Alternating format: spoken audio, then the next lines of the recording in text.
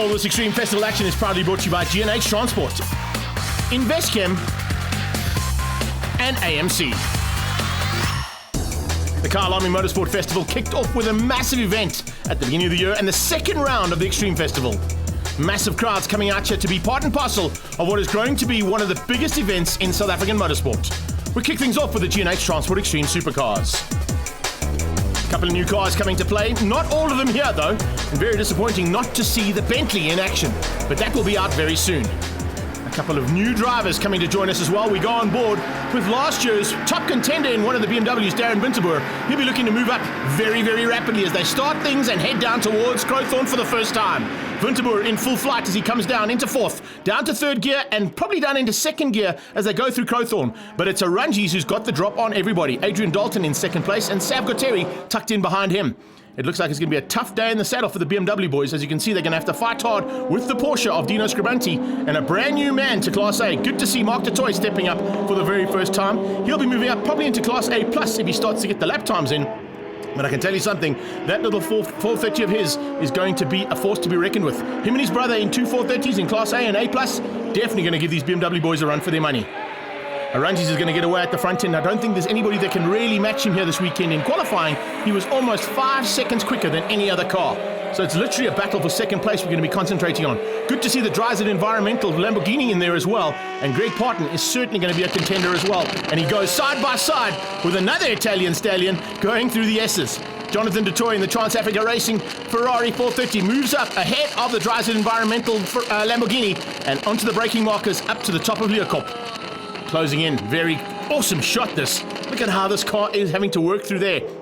Just behind them, of course, we've got two very, very quick drivers in their own right, and Saul Hack and Andrew Colbert will be pushing hard in their two Porsches as they fly down the hill for the first time. This is a nice little battle a bit further back there.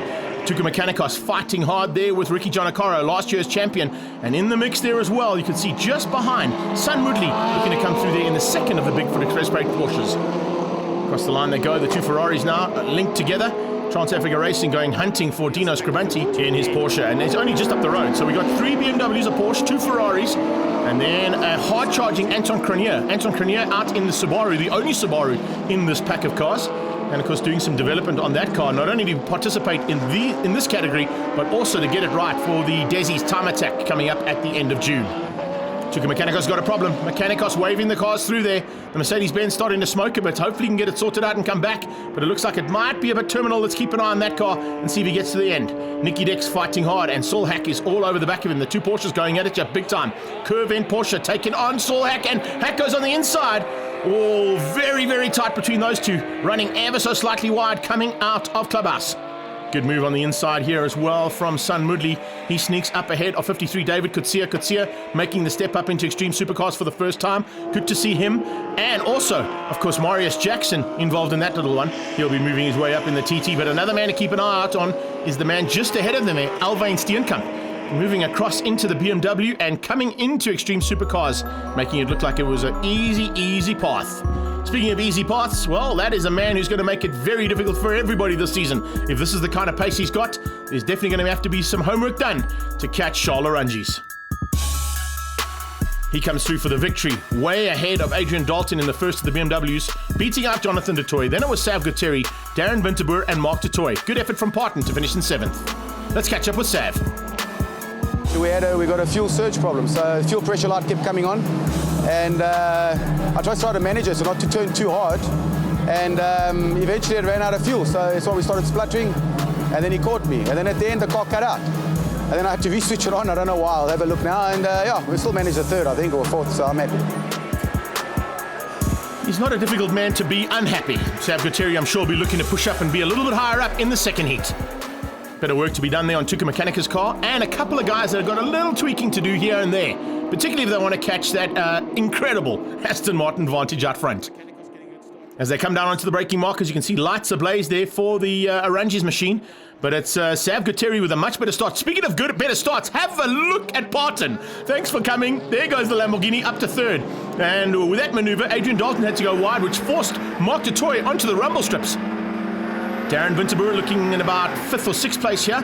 just ahead and looking to try and squeeze out a couple of the other BMWs and Ferraris. He's closing down on Adrian Dalton. Dalton going side by side there with Jonathan du Toit as they go into sunset. And Dalton just squeezing out the Ferrari, but very close between the two of them.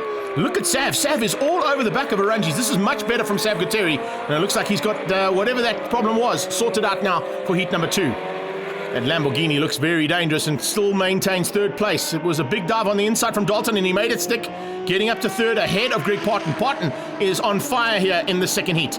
He really is going well, and the Dryzit Environmental Lamborghini seems to be absolutely perfect here for heat number 2 at Kyalami's Motorsport Festival.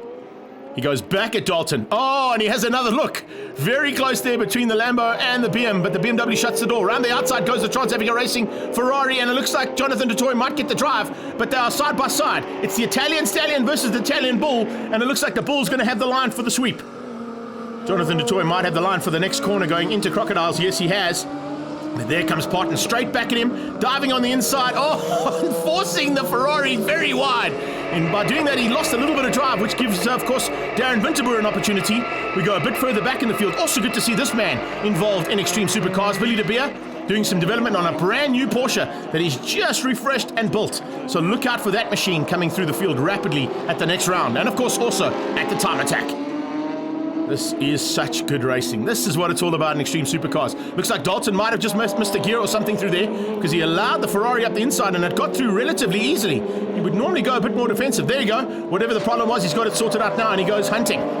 It's Sun Mudley ahead of Jimmy Giannaccaro. Battle of the logistics companies there. David Kutsia on their tail, and then it's Willie de Beer.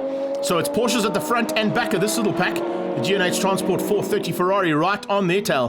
But it looks like this man is going to be a tough man to beat. Comes to the flag again. It's literally flag to flag, and a massive gap over second place there, Sav Gutteri. Going back into the pack, we're still fighting for third place, and Jonathan du Toit has given Adrian Dalton endless hassles all through this race.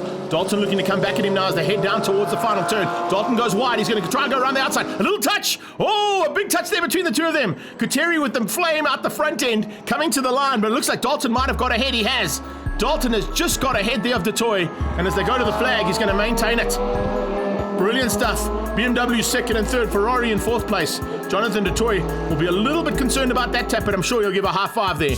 Parton comes through for fifth place. What a drive there from him. And Mark du Toit beating out Darren Winterboer and Dino Scribanti for the top 8 in G&H Transport Extreme Supercars. First time out in the 430 GT3 car. Upgraded my car and really enjoyed the extra speed. Finally can stick with the guys down straight here. It was a lot of fun. Very close out there today. Gee, scared me a couple of times in my new car, but I suppose that's how it goes. 2 wins for the untouchable Charles Arunjis. You know, all in all, it's a victory, and I'm not going to say no thanks. So, you know, to my team, to all our sponsors, to my dad, to my wife, and to my little kid, just a sec, with Allegra here as well. So, yeah, what a day, what a result. So, yeah, we're happy.